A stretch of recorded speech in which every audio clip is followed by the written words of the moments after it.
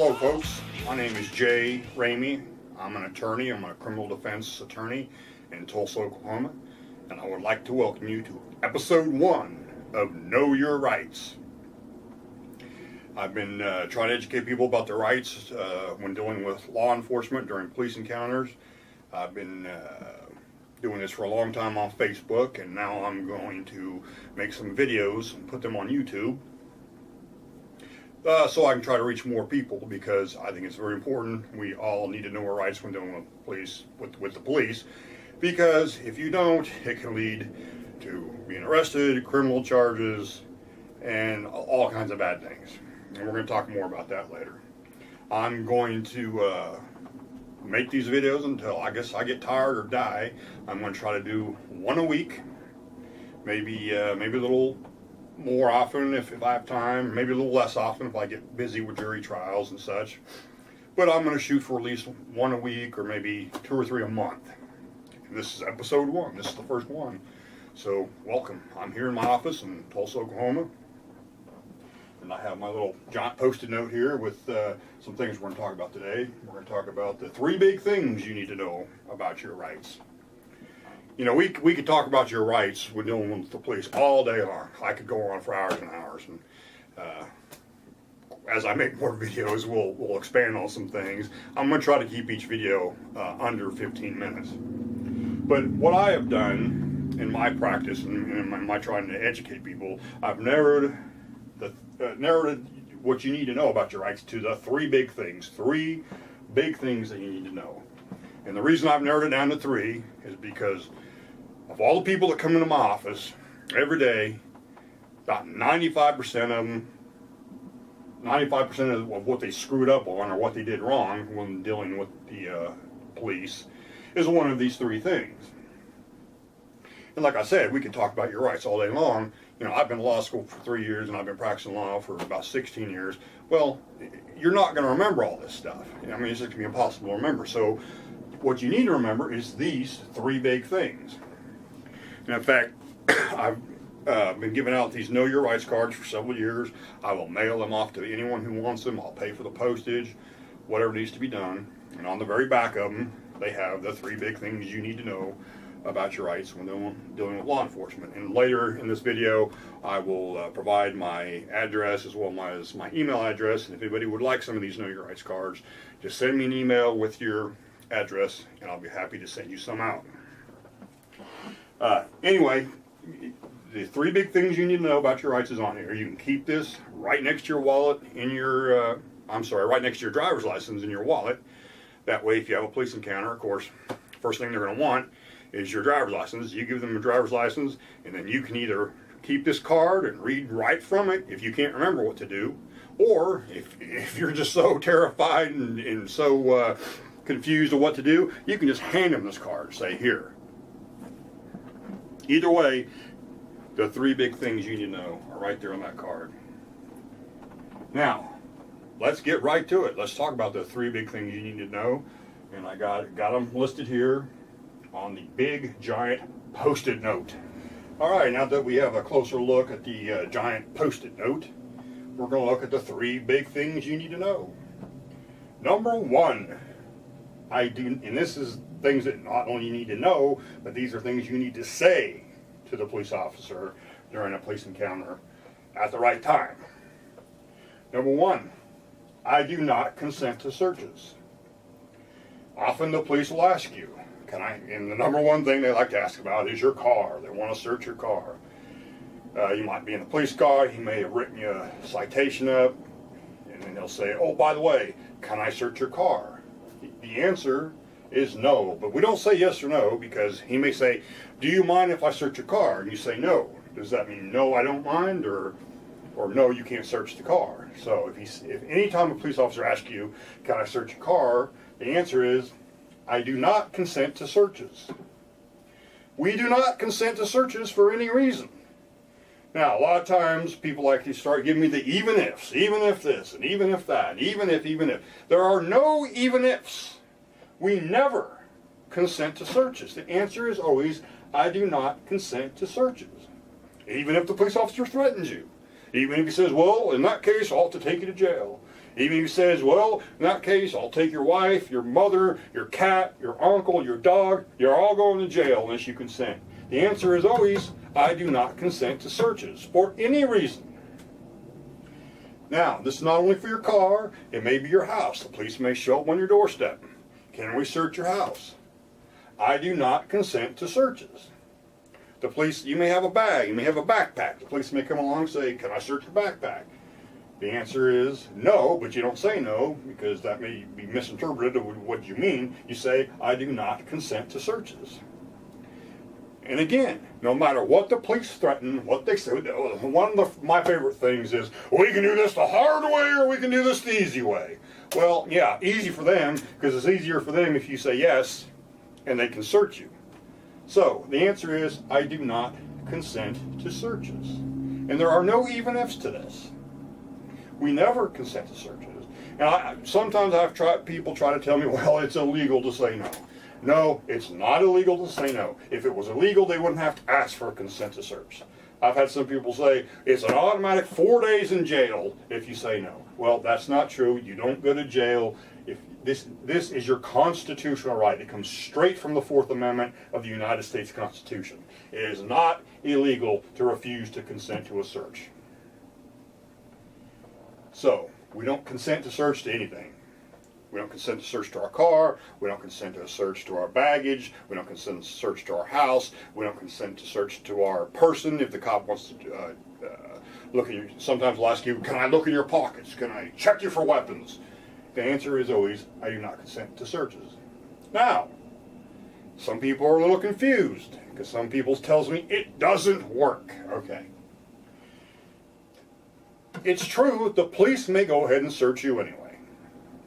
However, if they go ahead and search you anyway, then when we get to court, they have to show that they had probable cause to conduct a search. And when we get to court, I can challenge that. But if you consent to the search, if you say, yes, go ahead, the search is automatically legal and there is nothing I can do to help you when we get to court.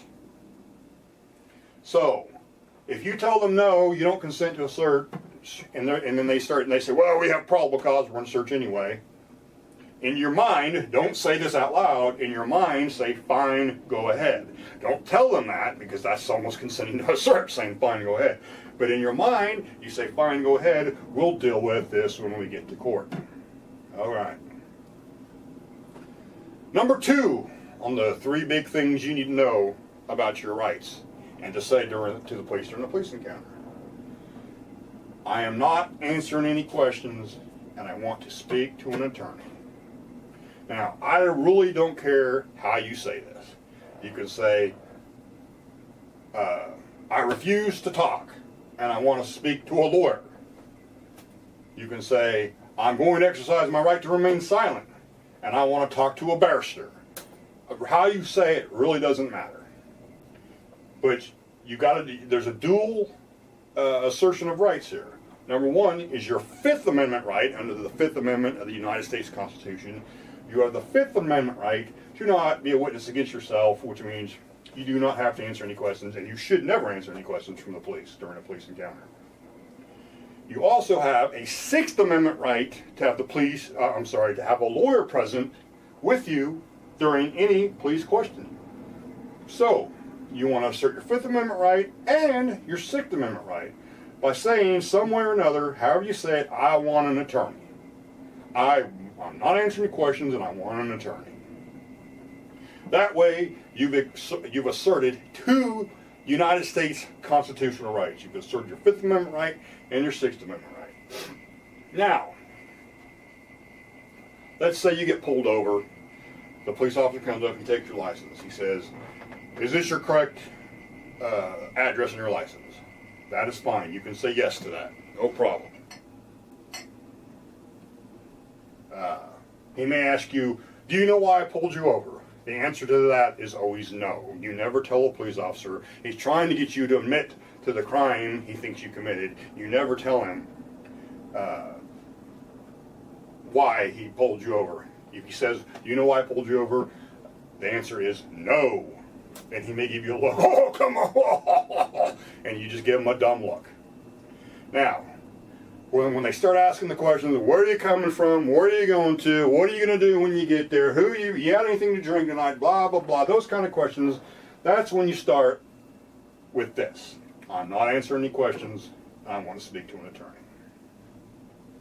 Now, outside of just normal traffic stop, let's say the police come busting in your door, you're sitting at home with your wife and child, you're peacefully watching a movie, and they come busting in with a search warrant because they've got information, oh, God, horror of horrors, there's marijuana in the house. So they kick down your door, they throw everyone down on the ground, they put guns to the back of your head, they do things like yell and scream, don't you move, motherfucker, I'll blow your fucking head off, which that happens all the time to my clients.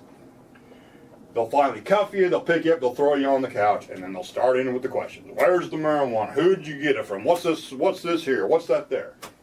This is when we keep our damn mouths shut and we say, I am not answering any questions and I want to speak to an attorney.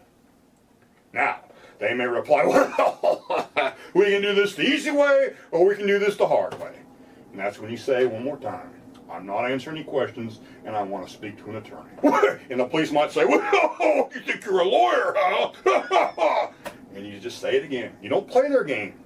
They're trying to get you to talk and respond to these things they're saying. The only response, you do talk and you do respond, and the only thing you respond is, I'm not answering any questions and I want to talk to an attorney, or I want to speak to an attorney. We never answer their questions. Especially when you're already in big trouble, if you're just getting a traffic ticket, when any cop comes up and says, is this your correct address on your license? Questions like that, that's not big trouble. But when they come busting in with a search warrant, they throw you down, put guns in the back of your head, throw your wife down on the ground, even though she's 9 months pregnant, things like that, you're in big trouble. So you don't tell them anything. You don't even they may ask you, do you live here? Who's the owner of the house? Just general questions like that. You do not answer those questions. You tell them, I am not answering any questions and I want to talk to an attorney. All right. The third big thing you need to know about your rights and to say to the police during a police encounter is, I do not agree to stay here with you for any reason. Are you detaining me or am I free to go? Now, the most oftentimes this comes up is during a traffic stop. The police will write you, they'll call you back to their car. Sometimes they'll leave you in your car, but more often they'll bring you back to their car. When they bring you back to their car, that's bad news, because that means they're going to start in with the questions, and that's when we say this, I'm not answering questions and I want to speak to an attorney. They start, in the questions they start asking is, where are you coming from, where are you going to, what are you going to do when you get there, how are you paying for your trip, blah, blah, blah. The reason they ask these questions is because no matter what you say, it doesn't even matter if you tell them the 100% truth and you're completely innocent, they're going to say, that made me suspicious, his story didn't add up. If they ask you what city you're coming from, no matter what city you say, they will always say it was a known drug destination city. No matter what city you say you're going to, they'll always say in court or on their police report, it was a known drug, I think I said that wrong. The city you're coming from, they'll say it's a known drug source city, and they'll always say the city you say you're going to is a known drug destination city. No matter what city you say, I've been doing this for 16 years, I've heard it all. No matter what city you say that you're going to, it's always a known drug destination city. So anyway, I got off number 3 here. And number 3, what they'll do, they'll write you the ticket, they'll give it to you, they'll tell you you're free to go, and there's legal reasons they need to do that, and we'll talk about that later.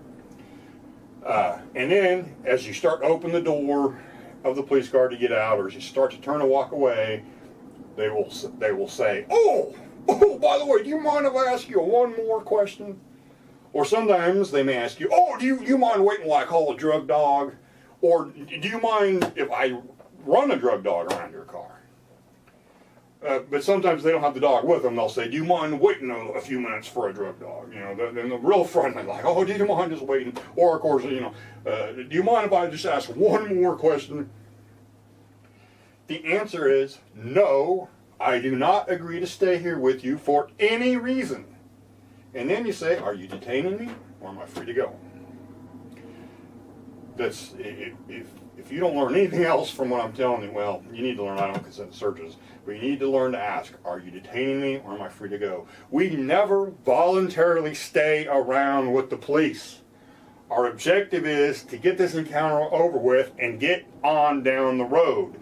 And if the police tell you you are free to go, then go.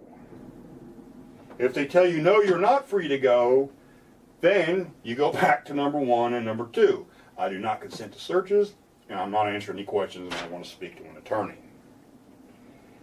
Now, besides traffic stops, the police may stop you out on the street, or they may just walk up to you on the street, and you don't know what's going on. A cop just walks up and says, "Oh, let me see your ID."